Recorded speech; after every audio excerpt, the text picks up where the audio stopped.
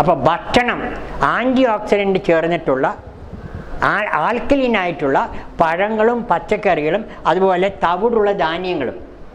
തവിടുള്ള ധാന്യത്തിൽ 22ഓളം അരിയിൽ ആ വിറ്റാമിൻ ഉണ്ട്, മില്ലറ്റിലുണ്ട്.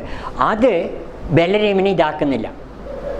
ക്ഷാരാംശമുള്ള anti oxidant ചേർന്നിട്ടുള്ള സാധാരണ ഇപ്പോൾ അരിയിൽ മറ്റൊക്കെ ആണെങ്കിൽ അതിൻ്റെ ഗുണമുണ്ട്. പക്ഷേ പഴവും പച്ചക്കറിയും വേവിക്കാത്ത കഴിക്കുമ്പോൾ 9 ഗുണമുണ്ടെന്നാണ് പറയുന്നത്. അതിൽ ഒന്നാമത്തെന്ന് വെച്ച് കഴിഞ്ഞാൽ അത് ഹൈലി ആൻറ്റി ഓക്സിഡൻ്റാണ്.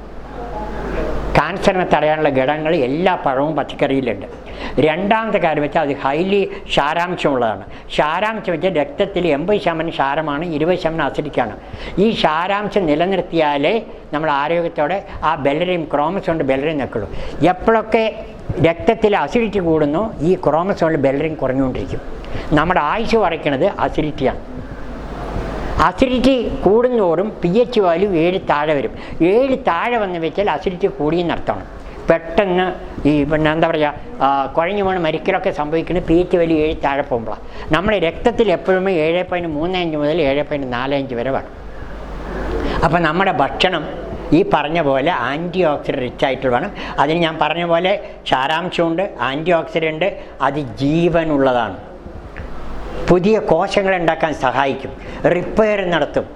വേവിക്കാത്ത പഴവും പച്ചക്കറികളും ഇലകൾക്കേ അതിന് സാധിക്കുള്ളൂ കൂടുതലായിട്ട് പുതിയ കോശത്തിന് റിപ്പയർ നടത്താനും മറ്റൊക്കെ.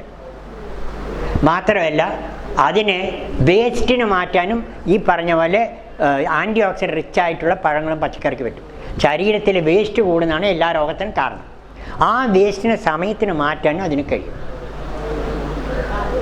മാത്രമല്ല ഏറ്റവും കൂടി ദഹിക്കാൻ എളുപ്പമാണവ ഈ ആൻറ്റി ഓക്സിഡൻറ്റ് ചേർന്നിട്ടുള്ള പഴവും പച്ചക്കറിയും.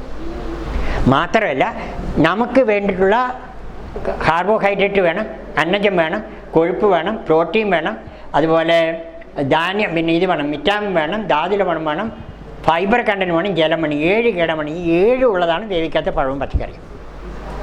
മനുഷ്യന് വേണ്ട സമീകൃത ആഹാരം തരുന്നത് അതാണ്.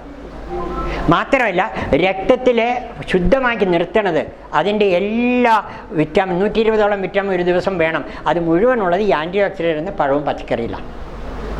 നമ്മുടെ ആയുസ് കൂട്ടാൻ സഹായിക്കുന്നത് ഈ പഴവും പച്ചക്കറിയാണ്. ദീർഘായുസിനും നമ്മളെ ഈ പറഞ്ഞ പോലെ ഓരോ കോശത്തിൻ്റെ ആയുസ് കൂട്ടുന്നതും ആരോഗ്യം കൂട്ടുന്നതും ഇതാണ്.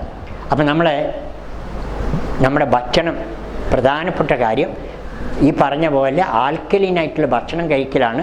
യുവത്വം നിലനിർത്തണം. മരിക്കുന്നവരെ ഒരു വലിയ അസുഖമൊന്നും ഇല്ലാതിരിക്കണം എന്ന് ആഗ്രഹിക്കുന്നവർ, അത് പ്രത്യേകിച്ച് 60 കഴിഞ്ഞവർ ഏറ്റവും കൂടുതലാക്കണം.